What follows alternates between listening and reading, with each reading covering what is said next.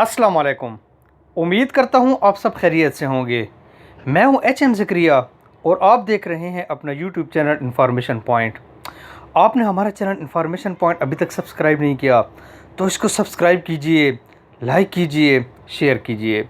ये आपको इन्फॉर्मेशन भी देता रहेगा और आपको कामयाबी के बारे में भी बताता रहेगा। मेरे एक दोस्त का बेटा आग से झुलस गया। बच्चा अस्पताल में था। मैं उसकी इयादत के लिए गया। मेरे दोस्त का सारा ख़ानदान मग़मूम बैठा था। उन्हें उदास होना भी चाहिए था। जिन लोगों का 2 साल का बेटा और वो भी अकलौता झुलस गया हो, आप उनके कुर्ब, उनकी तकलीफ़ का अंदाज़ा लगा सकते हैं। मैंने अपने दोस्त से इस हादसे की वजह दरियाफ़्त की।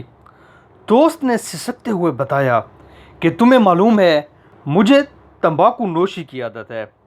मैं बच्चे के सामने सिगरेट सुलगाता और पीता रहता था। मैं एक दिन माचिस मेज़ पर रख कर चला गया। मेरे बेटे ने वो माचिस उठाई और कागज़ का सिगरेट बनाकर उसे तीली दिखाने लगा।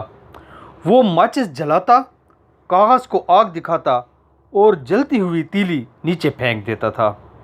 फर्श पर ऊनी कालीन बिछा था। कालीन ने आग पकड़ ली।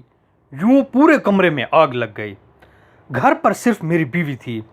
वो पानी की बाल्टी लेकर भागी, लेकिन पानी कम और आग ज़्यादा थी। मेरी बीवी की चीखें निकलीं और धुआं देखकर हमसाये मदद के लिए भागे। उन्होंने आग तो बुझा दी, लेकिन इस दौरान मेरा बेटा बुरी तरह झुलस गया। मेरे दोस्त का ये वाक़या इंसानी नफ्सियात की बारीकियों और इंसानी रवैयों की गमाज़ी करता है।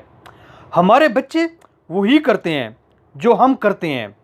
याद रखें, बच्चे आपकी ज़ुबान से निकली हुई बात पर इतना यकीन और अमल नहीं करते जितना कि वो आपको देखकर अमल करते हैं।